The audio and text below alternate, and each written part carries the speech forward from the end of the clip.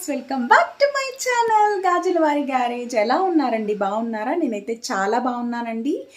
ఈ రోజు నేను మళ్ళీ మీ ముందుకి ఒక కొత్త బ్లాగ్తో వచ్చేస్తున్నాను.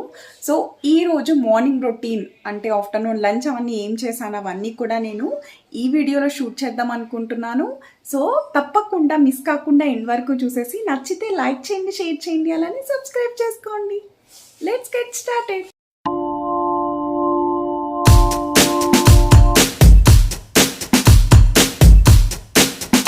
సో నేను పెసరపప్పు చారు పెడదాం అనుకుంటున్నానండి. సో దానికి ఒక కప్పు పెసరపప్పు తీసుకున్నాను.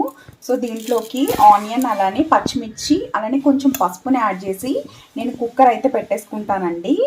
సో పసుపు, అలానే ఆనియన్, పచ్చిమిర్చి అన్నీ వేసుకుని కుక్కర్ మూత అయితే పెట్టేసుకుంటున్నానండి. సో పెసరపప్పు చారు కోసం.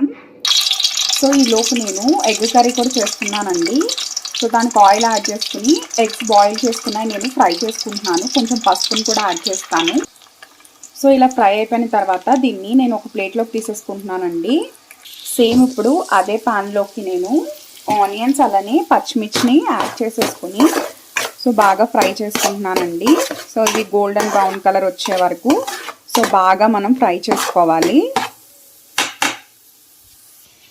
సో నాకు ఈలోపు ఆనియన్స్ ఉడికేలోపు పప్పు కూడా కుక్ అయిపోయిందండి. సో దీన్ని నేను ఇప్పుడు పెసరపప్పు చారు కింద కొంచెం స్మాష్ చేసేసి తాలింపు అయితే వేసేస్తాను. సో ఆనియన్స్ కూడా కొంచెం మగ్గాయండి. సో ఇంకా కొంచెం మగ్గిన తర్వాత సాల్ట్, కారం అవన్నీ కూడా యాడ్ చేసుకుందాం. సో వాటర్ యాడ్ చేసుకున్నానండి. సో పెసరపప్పుని కొంచెం స్మాష్ చేసుకున్న తర్వాత సో ఇలా అయితే నేను వాటర్ని యాడ్ చేసుకున్నా. సో దీంట్లో కొంచెం సాల్ట్ కూడా యాడ్ చేసుకున్నానండి. సో ఇప్పుడు కొంచెం కొత్తిమీర, కరివేపాకును కూడా యాడ్ చేసుకోవాలి. సో టేస్ట్ అండ్ స్మెల్ చాలా బాగుంటుంది. సో ఇలా మరిగిన తర్వాత సో ఇప్పుడు నేను దీంట్లోకి తాలింపు అయితే వేసేసుకుంటానండి. సో నేను పోపుకి అయితే ఇలా గిన్నె అయితే పెట్టేసుకున్నానండి. సో దీంట్లోకి వెల్లుల్లిపాయలు అయితే మెయిన్గా వేసుకోవాలి. సో చాలా బాగుంటుంది వెల్లుల్లిపాయలు వేస్తే. సో వెల్లుల్లిపాయలు అయితే వేస్తున్నాను తాలింపుకి. అలానే కొంచెం ఆవాలు కూడా వేస్తున్నా. సో అలానే కొంచెం ఎండుమిరపకాయలు కూడా వేస్తున్నా. సో అలా ఫ్రై అయిన తర్వాత దీంట్లోకి కరివేపాకును కూడా యాడ్ చేసేసుకున్నానండి. సో ఇందాక మనం మరగబెట్టుకున్న పెసరపప్పు చారు అయితే దీంట్లోకి అయితే ట్రాన్స్ఫర్ చేసేసుకోవడమే.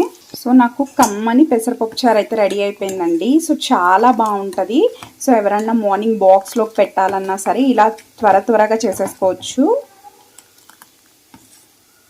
సో మీరు పెసరపప్పు చారు ఇలానే చేస్తారా లేదా నాకు కామెంట్ సెక్షన్లో చెప్పండి.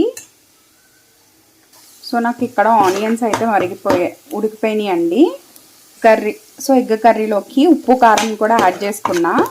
సో ఇప్పుడు ఇందులోకి వాటర్ యాడ్ చేసుకుని అలానే ఇందాక మనం ఫ్రై చేసుకున్న ఎగ్స్ని అయితే ఇందులో వేసేసుకున్నట్టయితే సరిపోతుందండి.